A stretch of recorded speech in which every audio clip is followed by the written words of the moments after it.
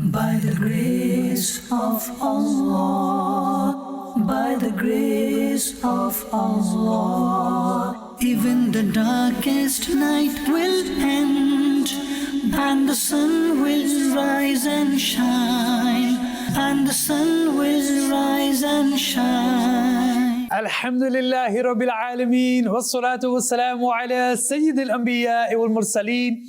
أما بعد فأعوذ بالله من الشيطان الرجيم بسم الله الرحمن الرحيم الصلاة والسلام عليك يا رسول الله وعلى آلك وأصحابك يا حبيب الله الصلاة والسلام عليك يا نبي الله وعلى آلك وأصحابك يا نور الله. My dear viewers of Madani Channel, begin this morning by listening to the beautiful, glorious Quran. My dear viewers, remember that whilst the Quran is being recited, we must give our full attention to the recitation of the Quran. It does come along with the Urdu translation. Inshallah, the more good intentions you make, the more reward you shall gain. Sallu ala al-Habib, sallallahu ta'ala ala Muhammad, sallallahu ta'ala alayhi wa ala alihi wa sallam.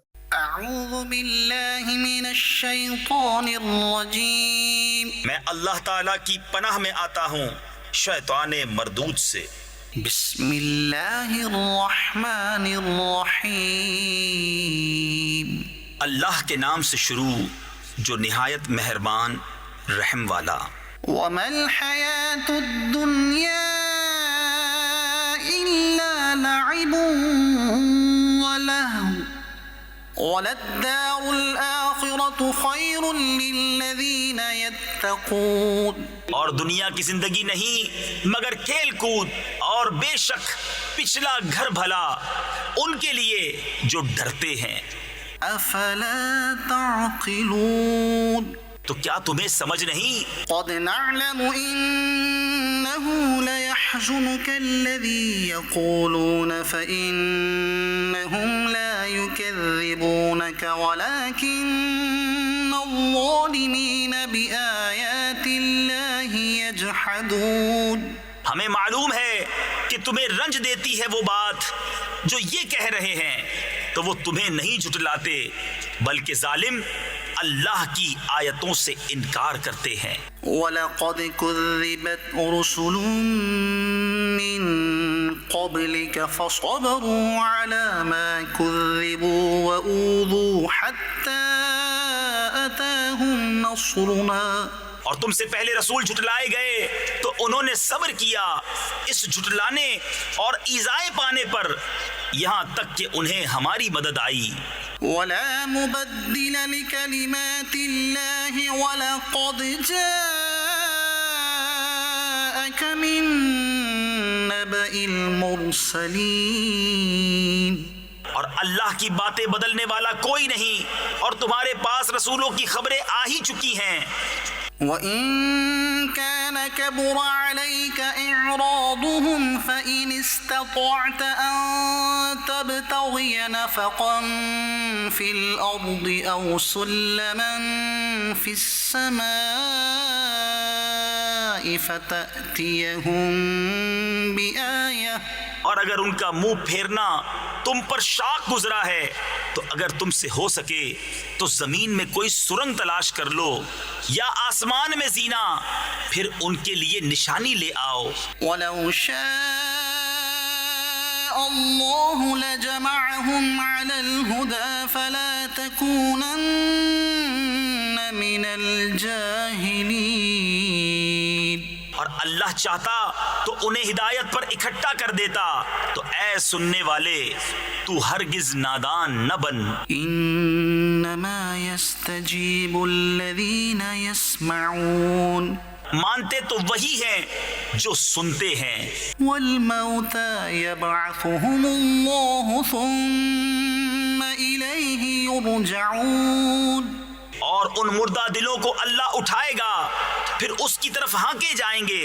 وقالوا لولا نزل عليه آية من ربه، اور بولے ان پر کوئی نشانی کیوں نہ اتری ان کے رب کی طرف سے۔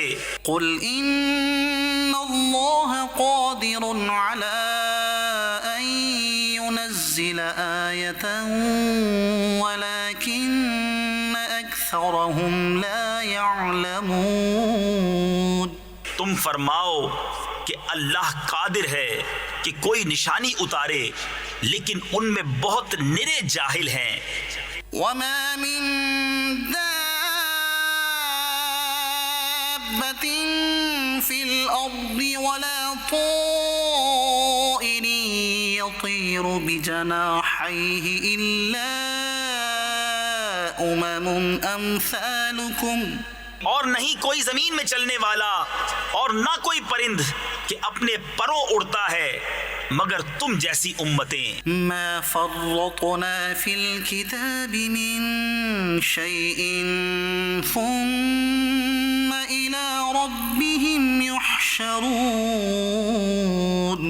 ہم نے اس کتاب میں کچھ اٹھا نہ رکھا، پھر اپنے رب کی طرف اٹھائے جائیں گے. صدق اللہ العظیم.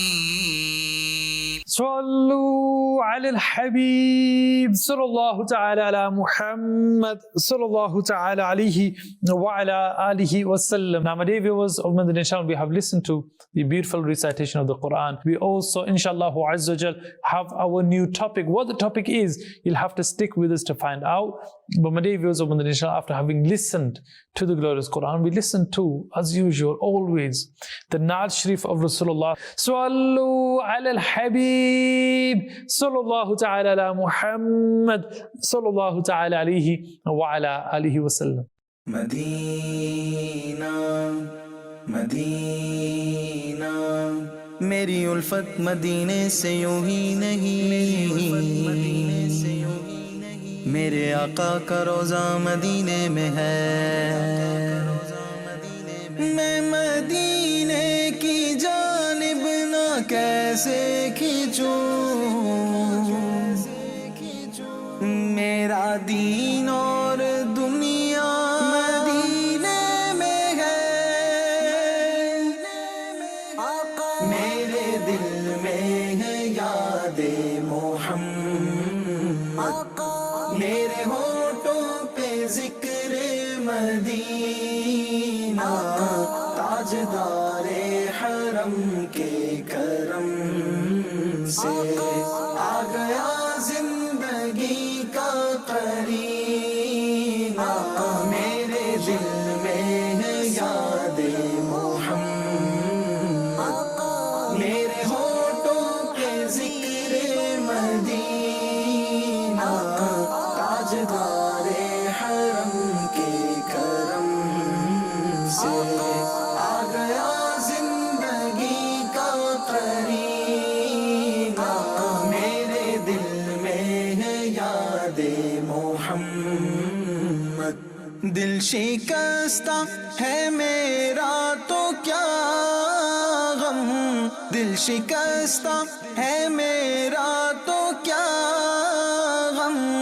اس میں رہتے ہیں شاہ دو عالم، اس میں رہتے ہیں شاہ دو عالم.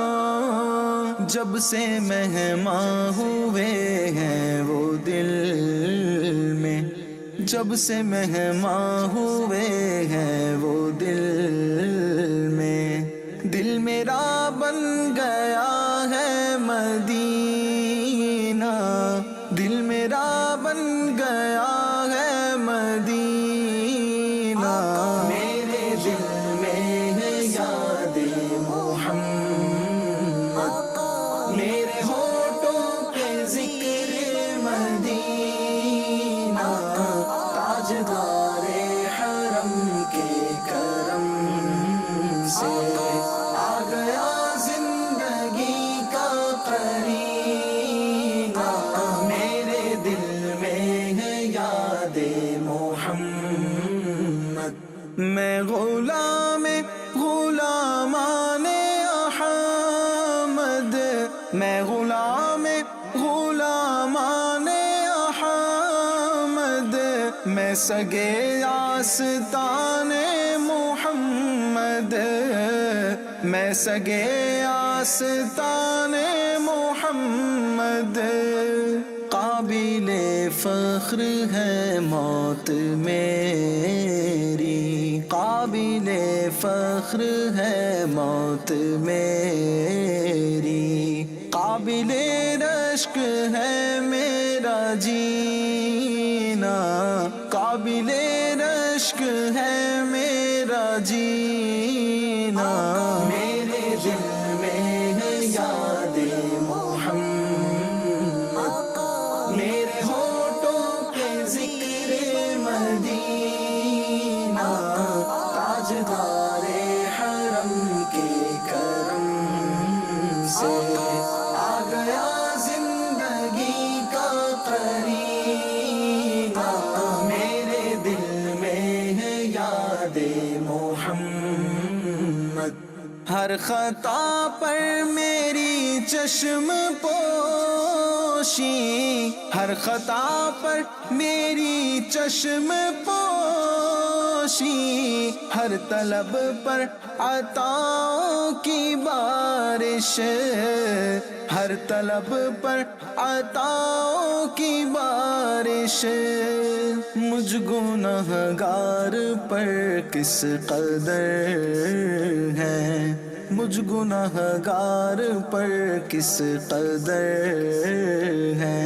مہرباں تاجدار مدینہ، مہرباں تاجدار مدینہ، میرے دل میں ہے یاد محمد، میرے ہونٹوں پہ ذکر مدینہ، تاجدار حرم کے کرم سے آ گیا زندگی کا قرینہ، میرے دل میں ہے یاد محمد، مجھ کو طوفان کی موجوں کا کیا ڈر، مجھ کو طوفان کی موجوں کا کیا ڈر، وہ گزر جائے گا رخ بدل کر،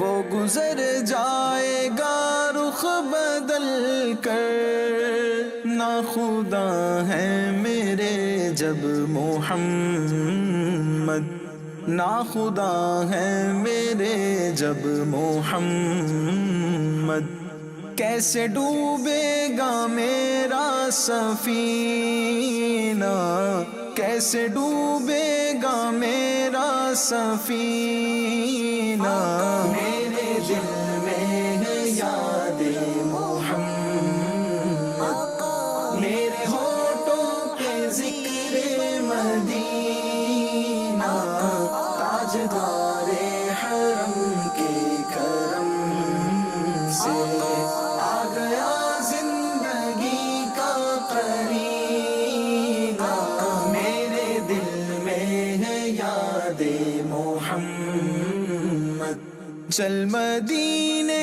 کو چل غم کے مارے، چل مدینے کو چل غم کے مارے، زندگی کو ملیں گے سہارے، زندگی کو ملیں گے سہارے، آ گیا ہے حرم سے بلاوا، آ گیا ہے حرم سے بلاوا، کوچ کرتے ہیں سوئے مدینہ، کوچ کرتے ہیں سوئے مدینہ، میرے دل میں ہے یاد محمد، میرے ہونٹوں پہ ذکر مدینہ، تاجدار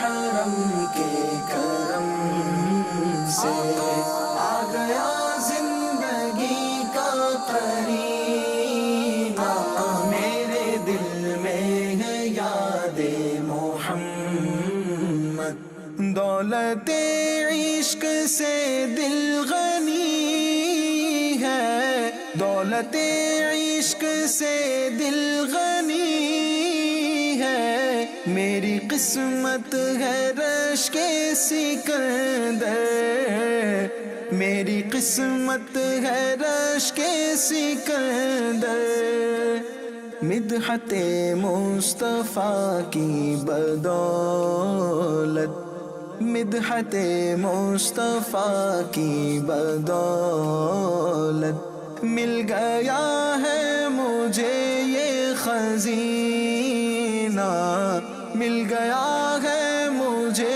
ये खजीना, मेरे दिल में है याद मोहम्मद, मेरे होठों पे जिक्र मदीना, ताजदारे हरम के करम से आ गया जिंदगी का करीना, मेरे दिल में है याद मोहम्मद। صلوا على الحبيب صلى الله تعالى على محمد صلى الله تعالى عليه وعلى آله وسلم. My dear viewers of Madani Channel, you are watching Rise and Shine. Alhamdulillah Azza wa Jal. Our guest, mashallah, is with us today. He's joined us. Who is it? Yes, is our respected Harun Rashid Bhai, mashallah, who had also given us time yesterday. Assalamu alaikum wa rahmatullahi wa barakatuh. Wa alaikum assalam wa rahmatullah. Today is a beautiful topic, a very important topic, family unity.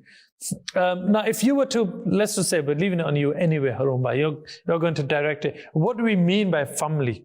There are different interpretations of family. You can, when one looks at it in the normal context, you talk about your immediate family, your partner, your children, your parents, kind of that's family. Then the wider family, your brothers, sisters, their children.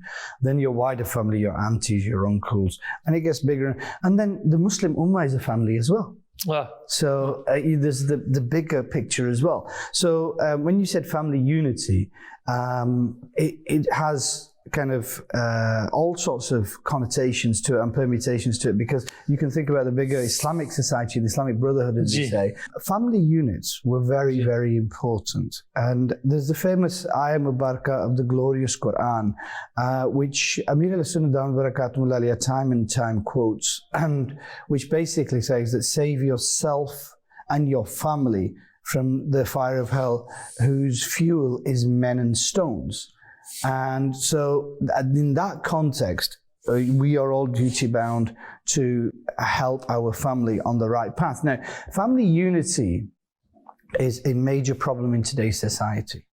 And there is a reason for that. And a lot of people think, why is my family disjointed? Why is my family breaking up? Why are my children going off at tangents? And, you know, Ghardan Mahal, as they say, is all over the place. And the answer to that is very, very simple, actually. Although we overcomplicate matters, I like to keep things very simple.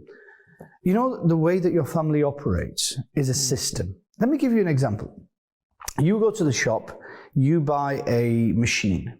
Right. And it's to benefit you. So you come back, you plug it in, you fiddle around with it, and you try everything, and you can't get it to work. You electrocute yourself, you burn yourself, you think, yeah, how do I get this to work?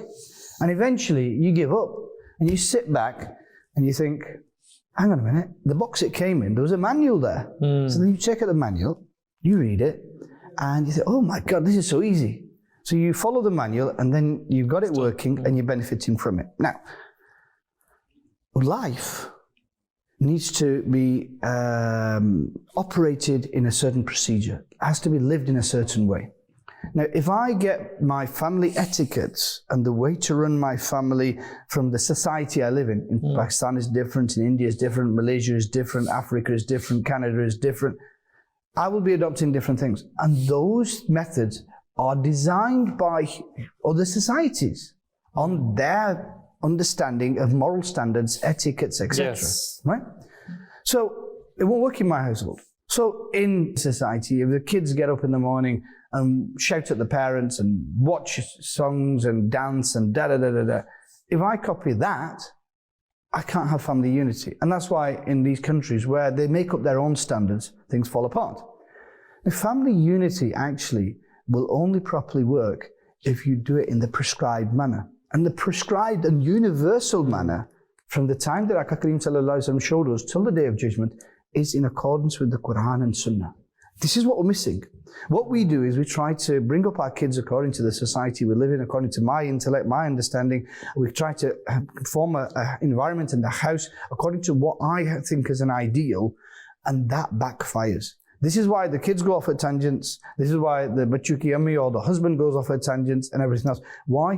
Because we're taking the base and the foundation for our family unity as others, rather than the book of Allah Azza wa Jal and the teachings of the beloved Habib Sallallahu Alaihi Wasallam. Now, let me explain that in more detail. What happens is this. If you adopt the ways of the society you live in, it can be any society, I'm not criticizing any particular one, but whichever you do, it will have flaws in it. But if you base your family upon the teachings of the Quran and the Sunnah, you will get proper family unity.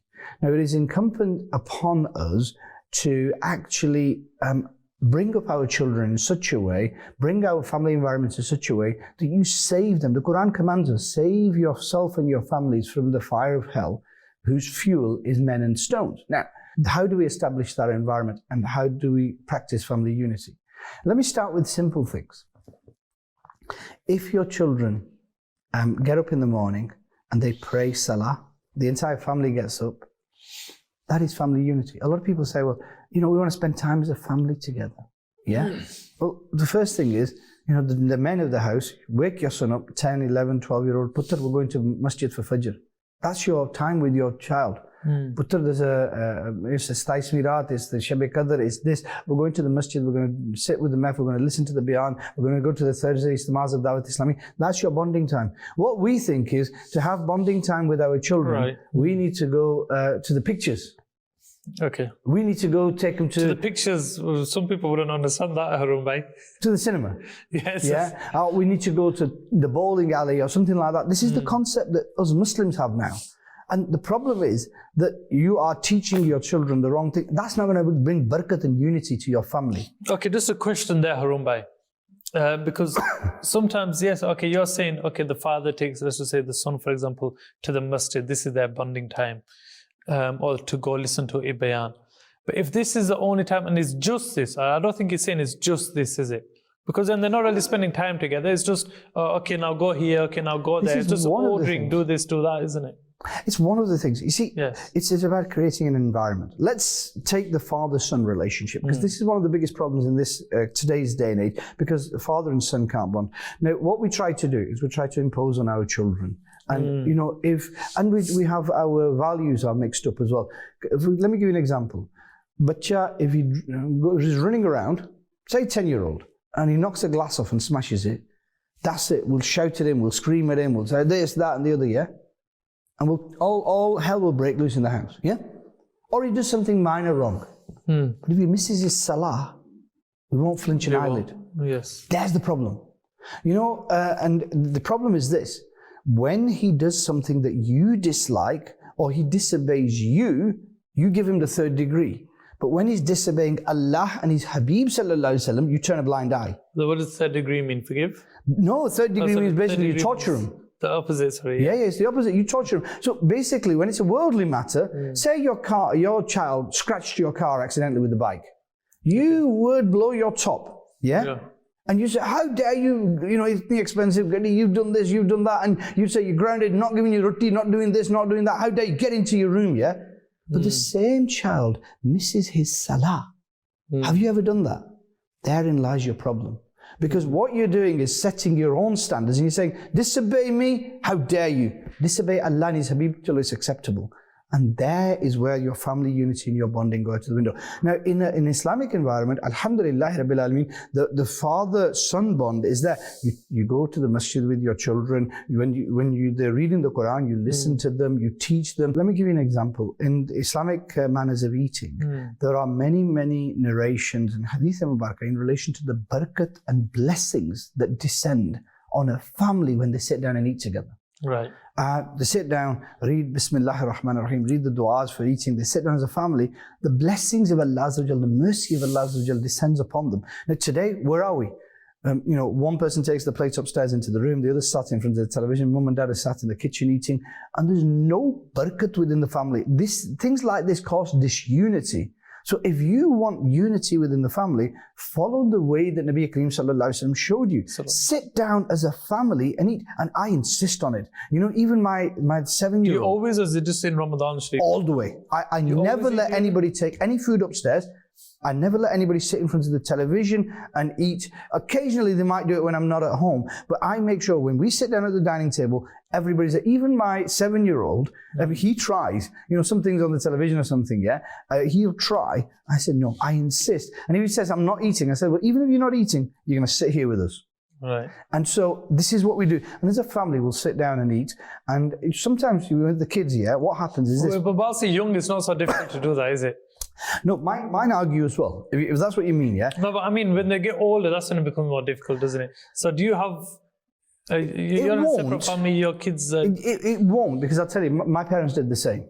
Okay, go on. And nobody, you know, in our household, my dad didn't allow it.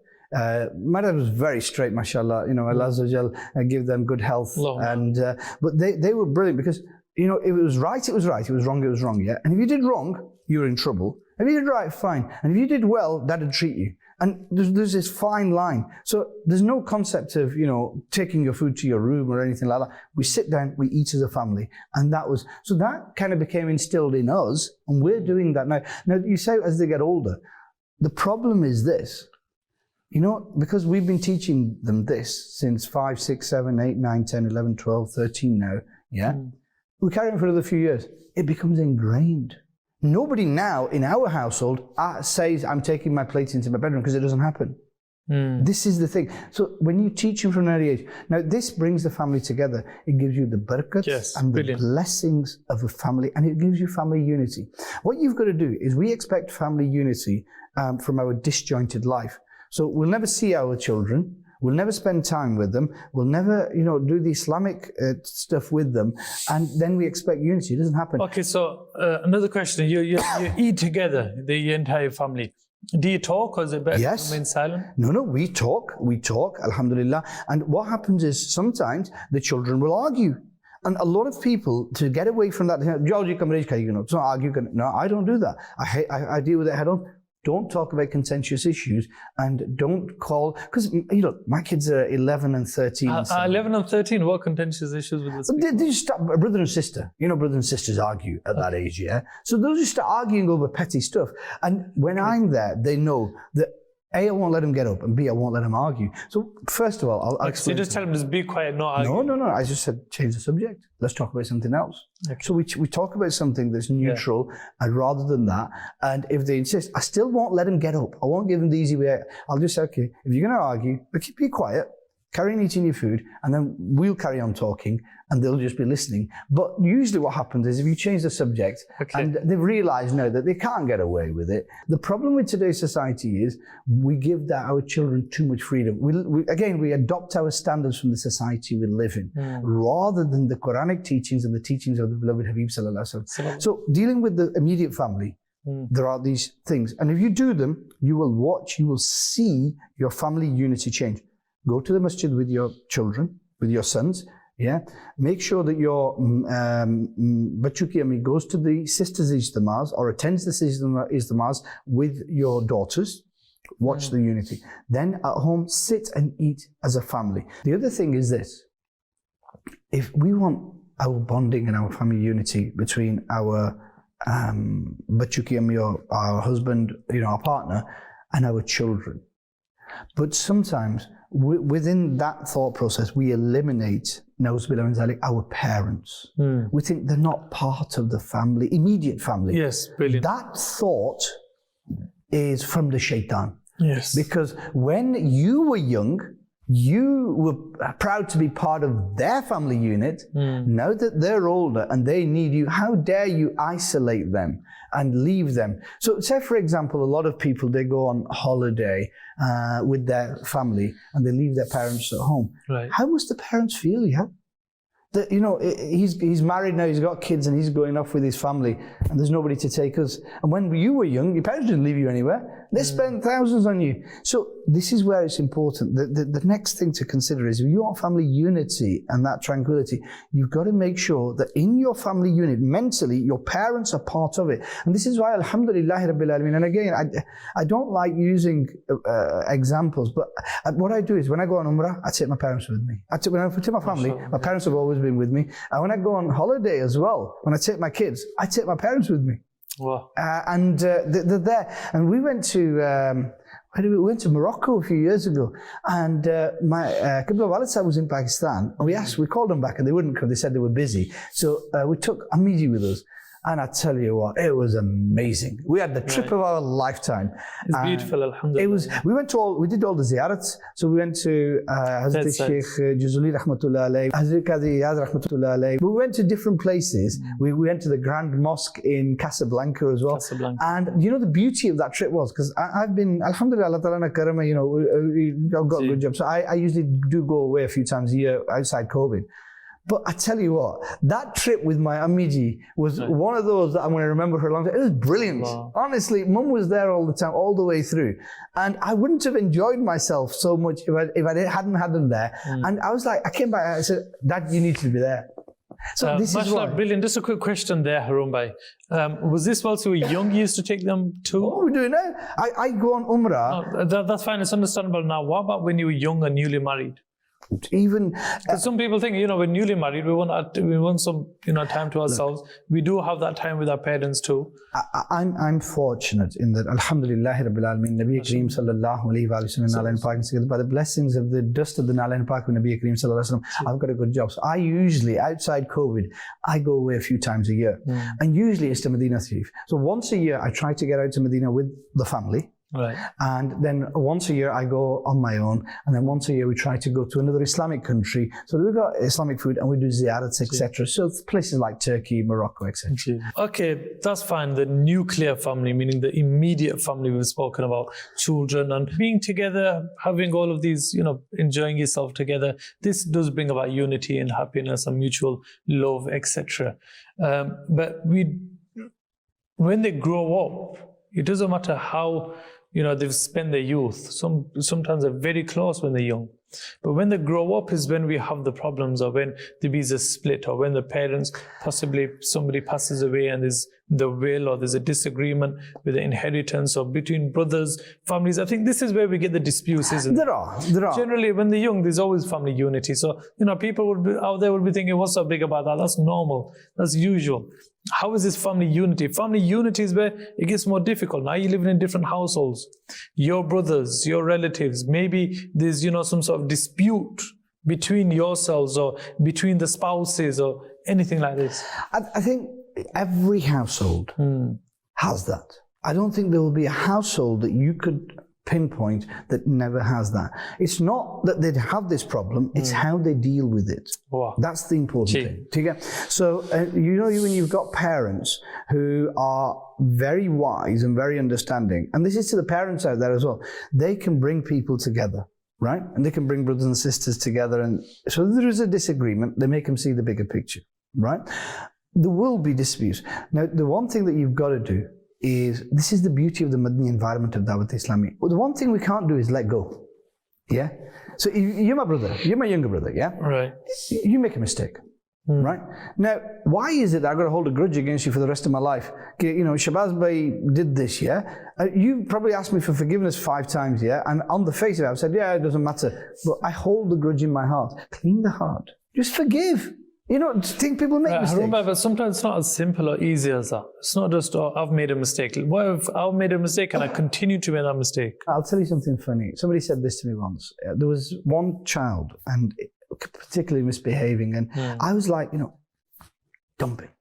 You know, any banda banna, yeah? And you know what the mother of that child said to me? No, you mean like disown your son? I said, just leave him, let him go now. Because he wanted to kind of go off the rails. And yeah.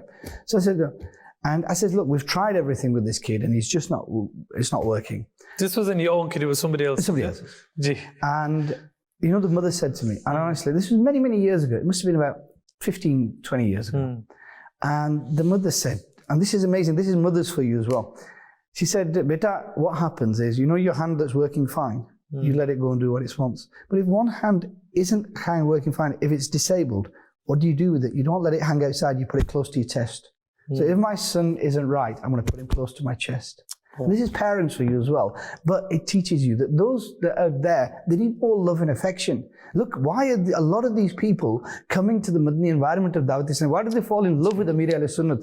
Because when they come to the Madani environment of Dawat Islam, they get love and affection. I've been to Madani Kaflas, yeah. I've seen, Mr. 10 Men walk through the door. And he, Saturday night, I don't want to eat your food. I want a pizza. And I want a kebab. And we're rushing to the takeaway, trying to placate him and everything else, yeah.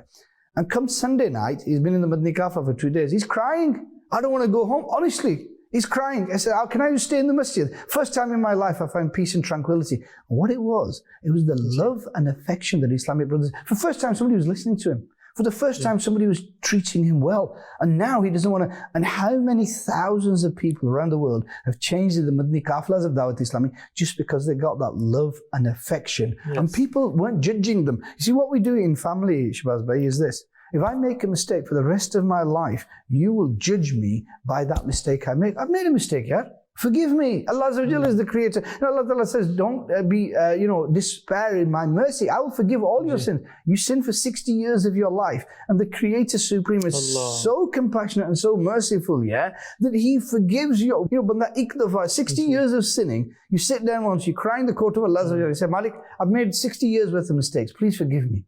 And Allah Azza wa Jalla forgives. As human beings, we need to learn that trait. And this is what the Madani environment of Dawat Islami teaches us. Okay, we'll come back to this. Let's inshallah first go to our daily reminder. But if you are watching, mashallah, Rise and Shine, we have our Harun Rashid Sahib who is with us today. Mashallah, may Allah subhanahu wa ta'ala bless him for giving us time. The topic of the day is family unity. I think many people will be thinking much more that, I've not been speaking. My brother's not been speaking to me for years. Not that I've not been speaking to him. He's not been speaking to me for years. Or, such and such. He's taken my right, my haqq. This is what they say. My haqq, this is my right. Wait up a room. I know you want to shoot off his I was just going to say, it's never, you were saying it's fault. It's never my fault, is it? It's always Allahu Akbar. Let's go to our daily reminder and then inshallah we shall come to this. Sallu ala al-habib. Sallallahu ta'ala ala Muhammad.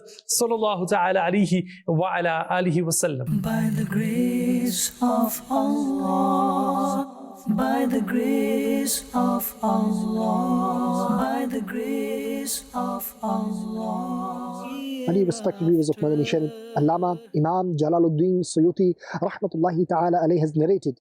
It is narrated from Sayyidina Ubayd bin Umair radiyallahu ta'ala an, that the grave says to the deceased, if you were obedient to Allah Azza wa Jal in your lifetime, then today I will be merciful to you. And if you were disobedient to Allah Azza wa Jal in your lifetime, then I am atonement for you. I am a home that you will exit from joyously if you were pious and obedient when you entered me. But if you were disobedient and sinful, then you will exit from me ruined. May Allah Tabarak wa Ta'ala make our grave garden of paradise and we stay there in peace whenever we go. Sallu ala al-Habib, sallallahu ta'ala, ala Muhammad, sallallahu alayhi wa sallam. By the grace of Allah, by the grace of Allah, by the grace of Allah. Sallu ala al-Habib, sallallahu ta'ala ala Muhammad, sallallahu ta'ala alayhi wa ala alihi wa sallam. MashaAllah, that was our daily reminder. The grave, my dear viewers of Madani Channel, the grave. Yes, we shall all be going to our grave, and I was thinking, Harun, now in fact this is really important. The reason being is sometimes we have, ever since our parents have passed away, maybe there's a brother or two brothers or all brothers. Sadly, this is something which we all are aware of. There are many people like this, that the brothers are not speaking. It's been 1 year, 2 years, 3 years, 5 years, 10 years, they're still not speaking. And then suddenly if that person passes away, we're just so saddened now. It's true, isn't it? There's a time when they're with us and then there's a time they pass away, my dear viewers. And at such a situation, we're really sad and we're regretful, aren't we, Harun Bhai?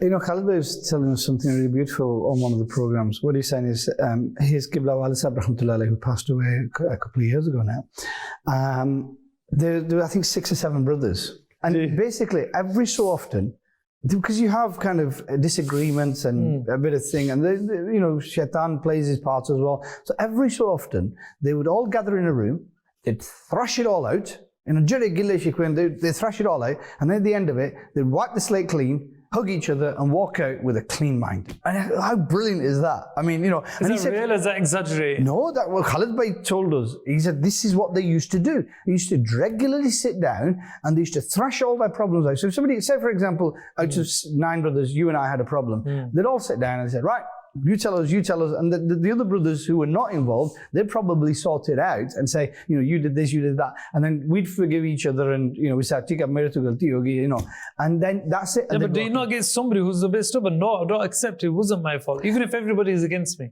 You get many people like that. Them, especially if there's 9 brothers around by, you'll get all sorts of. The thing is this. By the way, we shouldn't be speaking about just those particular brothers, but generally. I'm speaking. I'll tell you the psychology of it.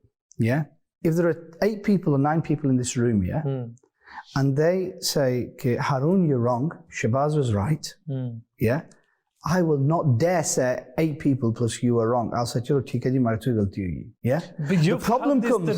You've been through. No. Even no matter how stubborn you are, it's the psychology of it, not the tarbiyat of it. You know, when you've got 8 people against you, they're saying, you know, independently, you know, you've done wrong. Yeah, you will not challenge it. The problem comes here. The problem comes with those people who I describe as fitnebaz who say, no, you're right, stick to your guns. And you get 3 or 4, and that's where the problem comes. That destroys the unity of the family. You know, when brothers and sisters argue as well, some people do it intentionally, some do it subconsciously, some waswasas of the shaitan. But a lot of the time, I always say, I used to have this concept where I say, how can 2 people have a fight in a room that I'm in? How can they? If I'm mukhlas, if I'm sincere for the sake of Allah, I won't let 2 brothers argue. No way. I'll stop them. I will make sure that they don't argue. I will make sure they don't fight. The problem is that we get people who think, that's the problem often in our... Well, their own brothers? Even if it's brothers or relatives. You see, family unity, it has to be made with tolerance, patience and forgiveness. Yeah. Now people will make mistakes. You've got to be ready for that. Yeah. And yes, at the time you'll be angry. You're allowed to be angry. I'm not saying, you know, say for example, if I wronged you, you're allowed to be angry. You're allowed to be angry for, you know, a few days, and then, you know, I need to get off my high horse and apologize. But even if I don't, that doesn't give you the entitlement to then write me off for the rest of my life. And this is how. Yes, no more than 3 days. That's even, you know, du'as are not accepted. Exactly. It's a total waste of time. And this is the problem that we have. We keep that enmity in our hearts over trivial matters, even if they're serious matters. Yeah. What use is it? Just think of the bigger picture. You know, a lot of the time, people turn up to janazas. Yeah. Never spoken to the brother, but they turn up to the janazah. Oh, mera pra photo gaya. And this is the brother that lived 2 streets away from you, but for 20 years, over a little argument about whose wedding who went to or whatever, yeah, or a bit of money here and there, yeah. And he thought... So what do you do in such a situation? Let's just say money. Now, when it comes to money, you've not given me my right. So what do I do? Well, there's 2 things you can do. I've seen both of them. Yeah? There's been one type of brother who says, not talking to you again. You denied me my rights. My parents left me. This house was supposed to be split between the 2 of us, and you have kept it because it was in your name, for example. Yeah? And you've not given me my right, you know, and that's it. I'm never going to speak to you again. That's one way of doing it, isn't it? The other way is, that was my right. If you don't want to give it to me, you'll have to answer to Allah. But I'm not going to use that to cause disunity in my family. And I've seen, this might sound fanciful, I've seen not 1, not 2, but lots of people say that. It doesn't matter. Yeah? But I'm not going to let the family fall apart because of a house or because of a bit of money. And those are the bigger people. And these are the people who have kept families together. And we've got them all. I could identify dozens of those sorts of people, even sat here right now, who have kept their wider families together by having the bigger heart. And this is what's important. You know, there's one person in a family who's got that bigger understanding, that wisdom and that bigger heart, and is willing to forgive and tolerate, yeah, he can keep the whole family together. So if somebody's doing wrong, I'm saying, you know, I'm denying Shabazz by his right. What this bigger brother will do, or this brother will do, is say, Tika, Harun's wrong, Shabazz is right, but okay, he's not listening. That doesn't mean that you can't say salam dua to each other, you can't go to the rest. Accept it. And they give you that kind of alternative. And I've seen people like that, and it's brilliant. And what happens is sooner or later, unless I'm really bad, I will realize as well, I've got to die and I've got to give accountability in the court of Allah. Yeah. And sooner or later, people and when you keep realize, seeing that same person and that person giving salam to you all the time, and he's being kind to you, then you will feel a bit guilty. You do. Yeah. And the soft zaban, the Nabi Kareem sallallahu alayhi wa sallam taught us that. The soft ledger, the tolerance, the patience, it pays off. I remember one case, there was a brother who'd wronged somebody. And that brother knew in his mind that he had wronged somebody. Right. But he wouldn't accept it. Never in a million years would he. If you spoke to him, he would probably bite your head off, yeah? How dare you say I'm wrong, yeah? Okay. Now, this is interesting. He had a heart attack. He was only young. And one of the first things he did was he called the person that he had wronged and he said, please forgive me. He said, please forgive me because I've wronged you. And it took a heart attack. It shouldn't do, but it took a heart attack. But he got off the high horse. Now, why should it take a heart attack or an earthquake or for somebody to pass away or somebody to be hospitalized before we realize we cross that barrier that the shaitan set? It's all about barriers. It's all about getting off high horses. Shabazz bhai, if I've made a mistake and you're my brother, yeah, I'm your older brother, yeah? I've wronged you. Now, if I came to you and I said, well, do you? Yeah, I've made a mistake. And even if I'm still stubborn on it, wouldn't you forgive me? Say, for example, I can't really. It's easy for me to say yes, I'll forgive you, Harun bhai.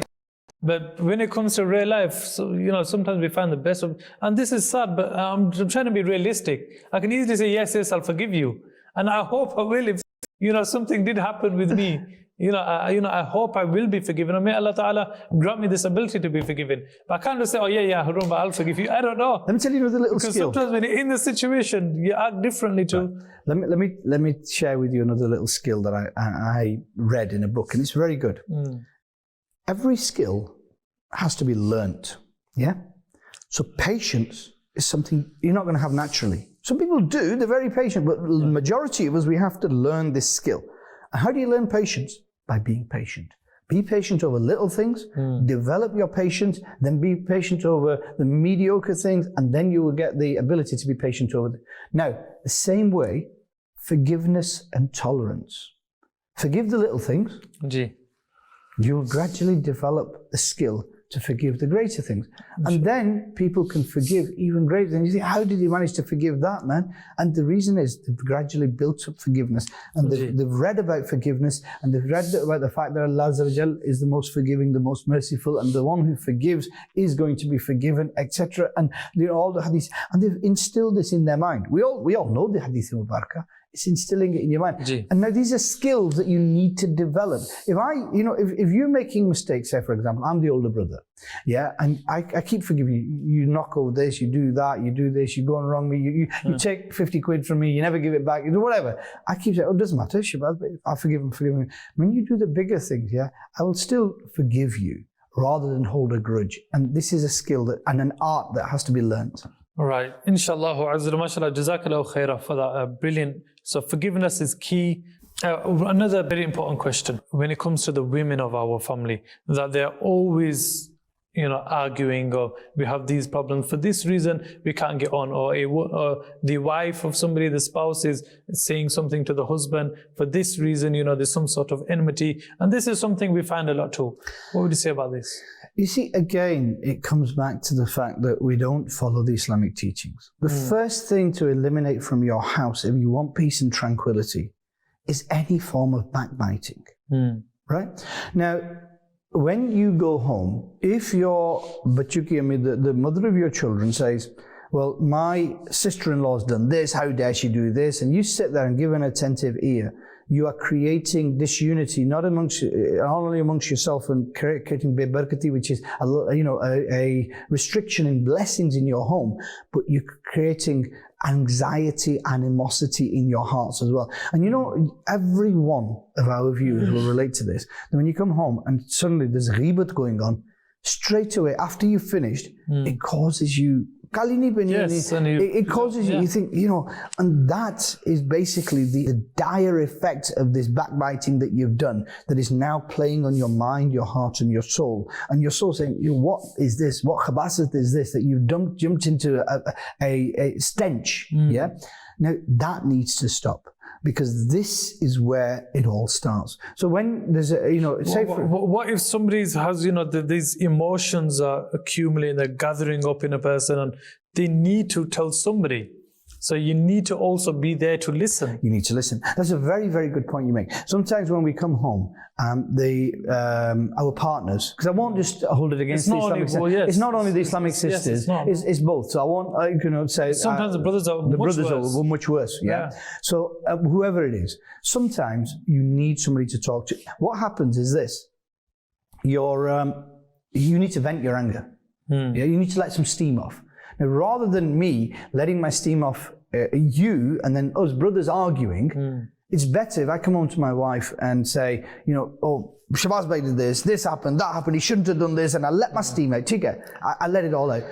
After a few hours, I've calmed down, and then I start to think about it logically. And that's a good environment. I shouldn't do ghibat. I'm not condoning ghibat. But if I vent my anger at what you've done wrong, and I talk to somebody about it, it will at least help me to deal with it and get my anger, rather than us two brothers arguing and steam. And it's all about, again, dealing with it with wisdom and hikmat and with forgiveness. Subhanallah, so much, to be honest, to be speaking about, my dear viewers of Madani Channel, but we have to move on. Alhamdulillah, we do have our daily hadith shift to listen to. Sallu ala al-Habib, sallallahu ta'ala ala Muhammad, sallallahu ta'ala alayhi wa ala alihi wa sallam. By the grace of Allah, by the grace of Allah, by the grace of Allah. Today we're going to listen to a hadith which is related to eating in a marketplace. Sayyidina Abu Umama radiyallahu ta'ala anhu has narrated that the Prophet of mankind, the peace of our heart and mind, the most generous and kind, sallallahu ta'ala alayhi wa alihi wasallam, has stated, it is bad to eat in the marketplace. Sadr al-Sharia, Badr al-Tariqa, Allama Maulana Muhammad, Mufti Muhammad Amjad Ali Azmi rahmatullahi ta'ala alayhi has stated, it is makruh to eat on the roadside or in the marketplace. Shaykh Sayyidina Imam Zarnuji rahmatullahi ta'ala alayhi has stated, if possible, one should refrain from eating junk food and market food, as it takes one closer to filth and fraud and distances one from the zikr of Allah Azza wa Jal. One of its reasons is that the poor and the destitute look desperately at the market food but cannot afford to buy it. They are disheartened, which results in the removal of blessings from this food.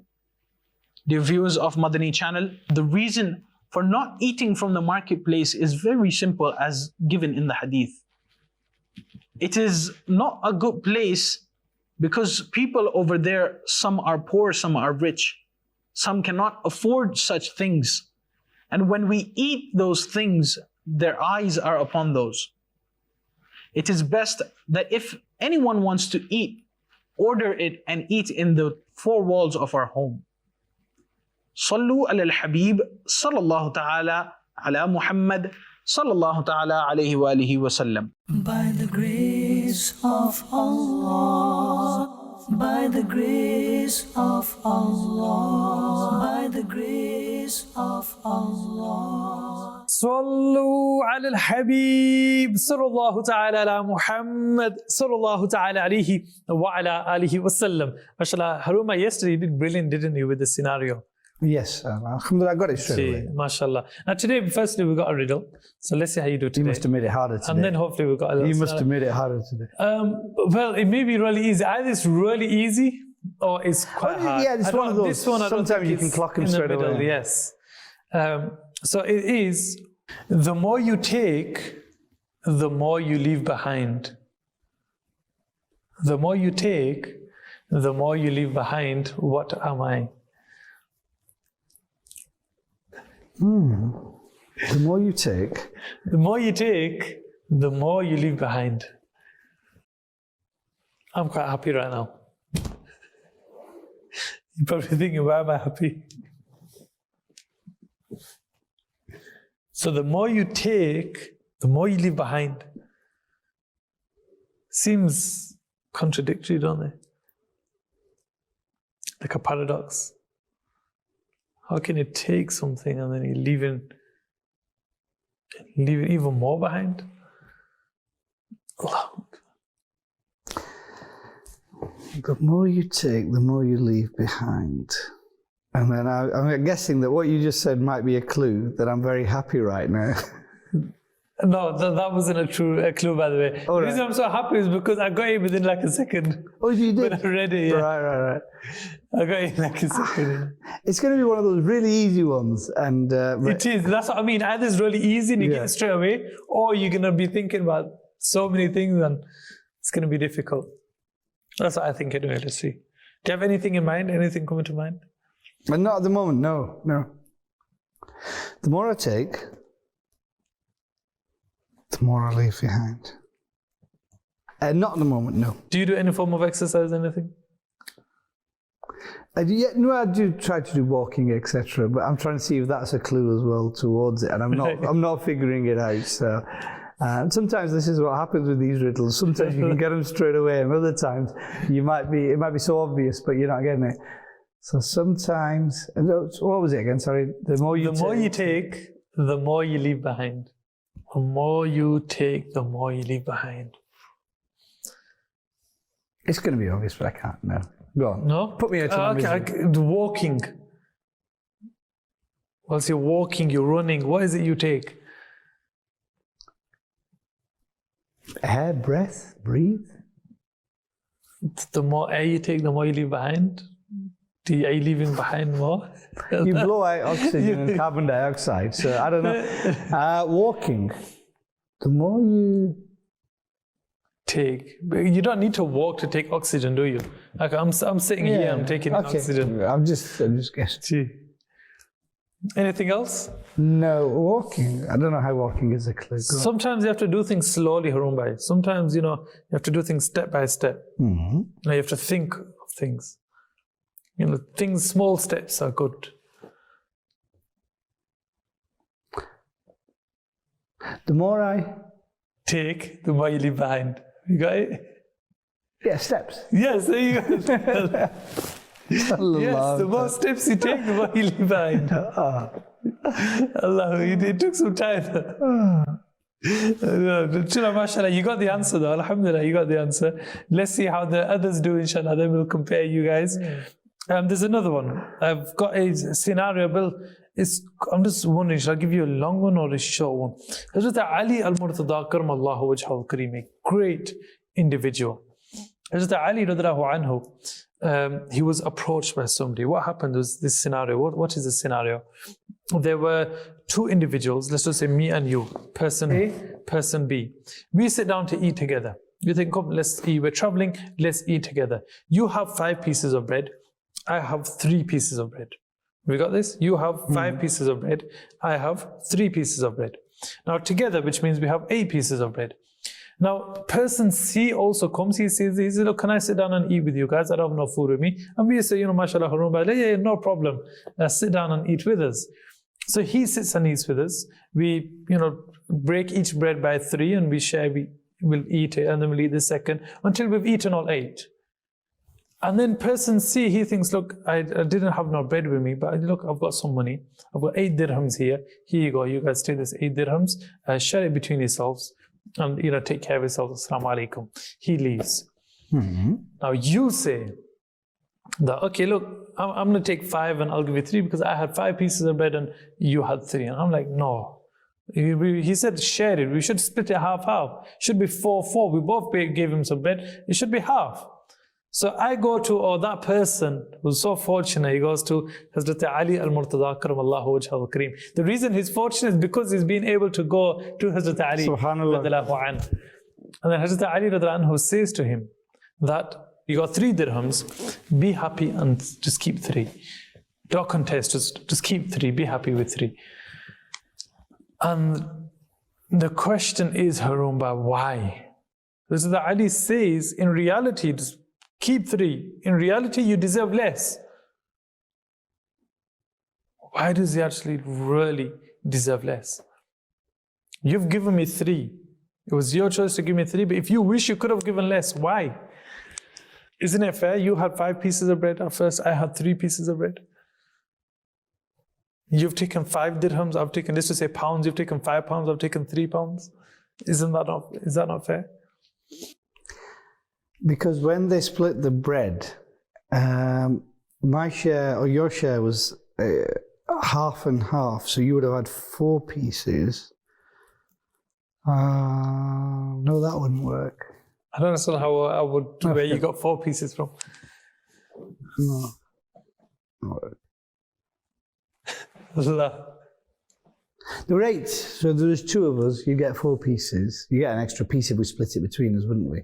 Because the third person came along, so we divided the 8 loaves between 3 of us. And because 8 doesn't go into 3, so we split each one into 3 pieces. You said 3 pieces, didn't you? Each piece of bread. So 3 8s are 24, and 24, around the right lines? Keep going. Right, so 3 8s are 24, and so out of 24, I ended up eating, the one with the 3, ended up eating 8 pieces, which is 4 actual, 3 8, 24, 3 pieces, so 8. He had 2.5 pieces of bread, didn't he? I don't know. No, go on. You're on the right lines, Haroon bhai. I was thinking maybe you've heard it before. No. And you know the answer. Maybe you just tried to. I think the way that it's worked out because of the third person interfering. But honestly, brilliant. Very good. You're on. This is brilliant. I showed it to Khalid bhai. I mentioned this to Khalid bhai, and he didn't get anywhere as close as you've got. So he's had out of 24 pieces, right, split between 3. They've had 8 each. Now, normally, if they'd split it between them, they would have had 8 divided by 3. Yeah. So they've all eaten 8 each. They've eaten 8 each. Yeah. And he only had altogether. He only had by 3 is 24, so they've all eaten 8. So they've he only had 3 pieces to start with, so he's only had 3 pieces, which is how many? 3 3s are 9. I had 3 divided by 3 is 9, and I've eaten how many from the 9? 8. 8, and I've given that person how many? 1, and you had how many? 8. You've eaten 8, but how many did you have? Oh, I had out of my 5, I had 15, didn't I? You had 15. Yeah. You ate 8, and you gave how much to him? I gave him 7. You gave him 7, so you've given him 7. I've given him 1. Yeah. So you should get 7 pounds. I should get 1 pound. SubhanAllah, yeah.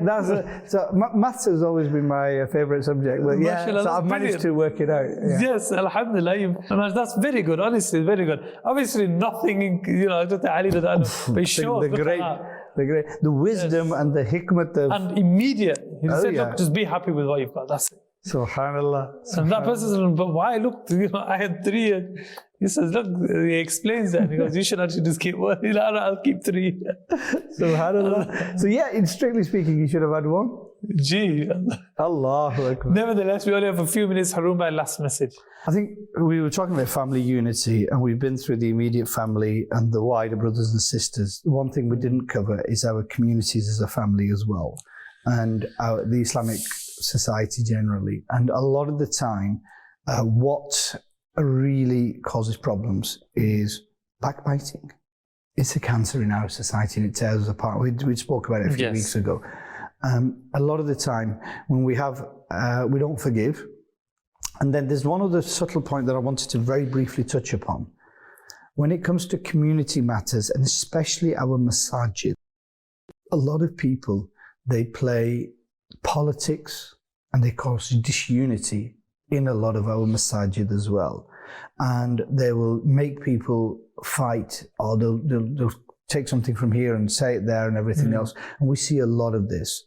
And it's very, very important. And our youth, what happens is when our youth see this, they don't even go near the masajid or anything else because they think they're always fighting.